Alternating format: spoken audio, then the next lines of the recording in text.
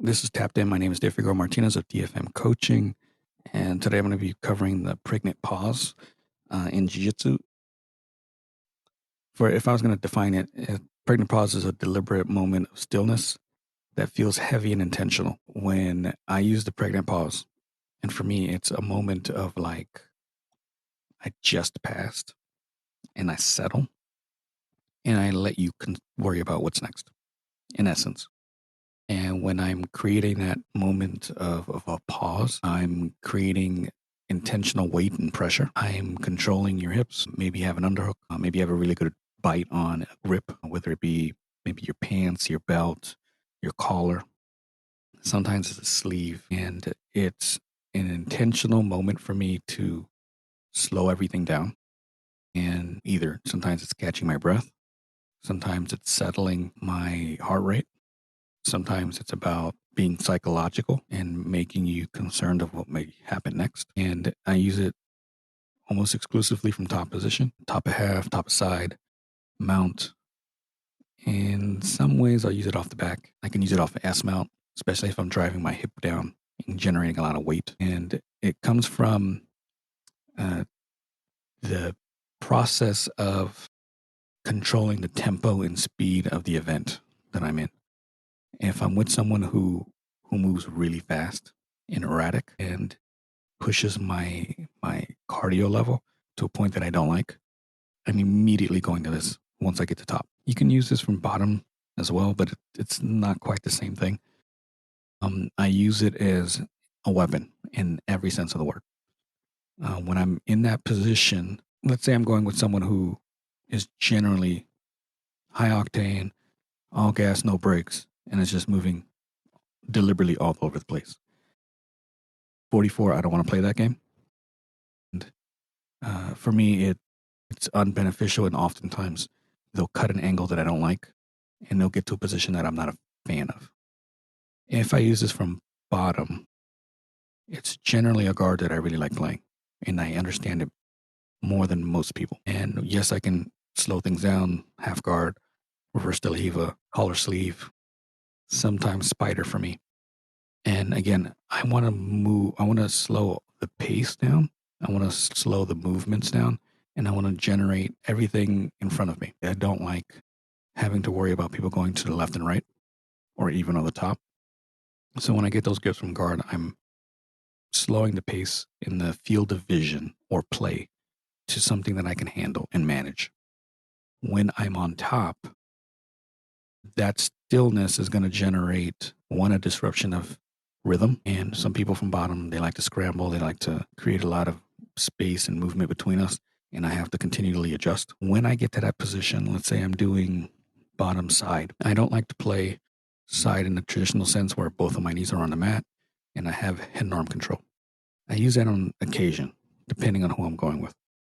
I prefer to have my body almost in a Keisakatami position, but my inside hip is riding over their inside hip. My right hand, the one that's over their body, is pinching at the hip on the other side of the body. And then my left hand, because I'm on my right hip the whole time, is grabbing collar.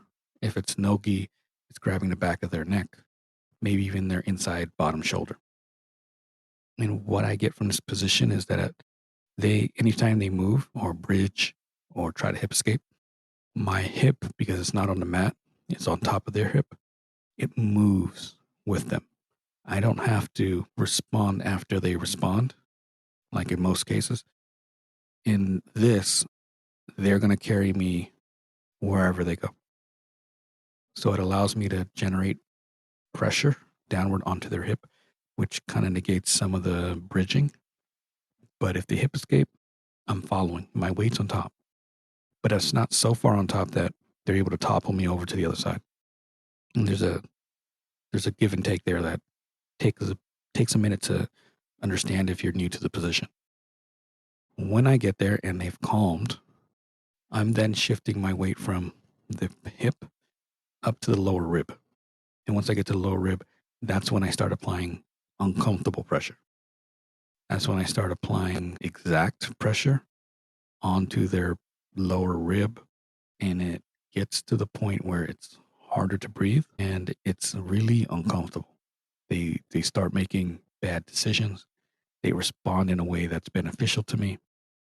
If I don't allow them to move, then I crush them.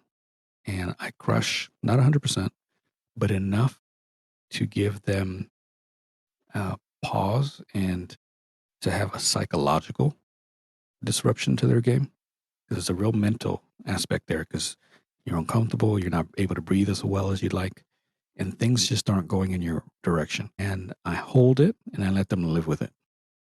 And in living with it, they sometimes gas themselves out because they can't breathe all the way, like they can't take full breaths, or they panic and they don't allow themselves to take the breaths that they can. So I'm taking from their gas tank at that point. I'm enjoying the process. I'm not doing anything. I'm not holding. I'm not pressing. I'm not pulling. I'm not hugging. It's generally a real relaxed position where they're doing all the work for me. In that disruption of one, the rhythm that they want to play, and they're not thinking about any forms of attacks. All they're thinking about is I need to breathe. And sometimes that process, they do something that they don't really want to do. The stillness is a response done completely with purpose. I'm not just laying in the position and laying there. I'm laying and I'm actively participating in their demise, if that makes sense. The positional pause, I usually hit after a pass. I'll settle, let them squirm. And once I feel like there's a moment of like almost a give or where I can sense their body tension kind of relax, that's when I'll start attacking. Generally speaking, they're kind of out of breath. They have accepted the position and that the escape is probably not high percentage. Their hands probably aren't where they should be, and I could start attacking and going for things. I could set up submissions. I can maybe sneak my hand into a hook or a collar and see what they're going to do. Oftentimes, they may not even notice it because they're panicking because of the pressure and the act that they can't breathe completely. In some instances, when they're escaping, I might even give them more of the escape than they actually earned, only to take it back. And there's a psychological aspect there that really fucks with people. When you get that hope, oh, I'm almost out of here. I'm almost out of here. I got the frame in. I'm about to slide my knee across the hip and get to the side control and get out of here and maybe get to half or whatever. And then I drop the hip or I angle it a certain way where I can drive their knee right back out of position. And then there's another let go or like a letdown that happens where they just like, fuck, I live for that. So there's moments where I feign or feint a retreat just to take it all back. And this is a mental game or an anguish that many do not do or handle very well. Sometimes I pause in a mid transition, like when I go from side to mount, I will sometimes pause midway and then play a floating pass game, and where it feels like they can get the quarter mount and they'll fight for the quarter mount.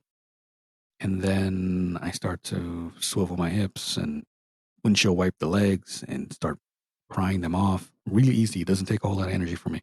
And then they feel like they can still get it, so they fight even more. And then by the time they've settled and I've settled, they're exhausted. And at that stage, usually the arms are in a bad position. They're not defending against the mount. Maybe they are completely on their side and are almost allowing me complete access to S mount or the back. Those are the positions where I exhaust that tank. There's literally a huge, heavy psychological impact when you use these pregnant pauses in such a way that you're not generating a whole lot of cardio or energy, you're using your weight. The stillness creates a vacuum that they almost want to throw themselves into, but it's not safety. Sometimes when you're on bottom, you can generate almost this puzzled look from your opponent where they're like, why isn't he moving? What's she waiting for? What's he waiting for? And really, it's just a bait game. It's like, I'm not moving. Do you want to risk something here? Do you want to maybe mount something. And if they don't do anything, then I slowly apply more pressure. Maybe I start easing better grips, like I said before. But the entire thing is not about movement. It's not about high expenditure of energy. We are taking it super slow and taking whatever they give you. In training this, you have to be really mindful in training or in sparring. Practice intentionally dropping down your energy levels and your energy expenditure. Find positions that you really love playing this with, and then build that. You don't want to stall out and be that bad training partner. You don't want to do that.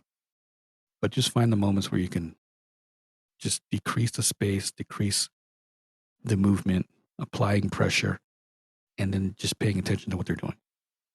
Sometimes I do this throughout. That might be my only goal when I'm sparring is for that round is just I want to find the spaces where I can punish them, slow everything down, and take advantage of what they give me. There's a lot of high level people that will use this. Gordon Ryan uses this from time to time. Hodger Gracie uses this from mount.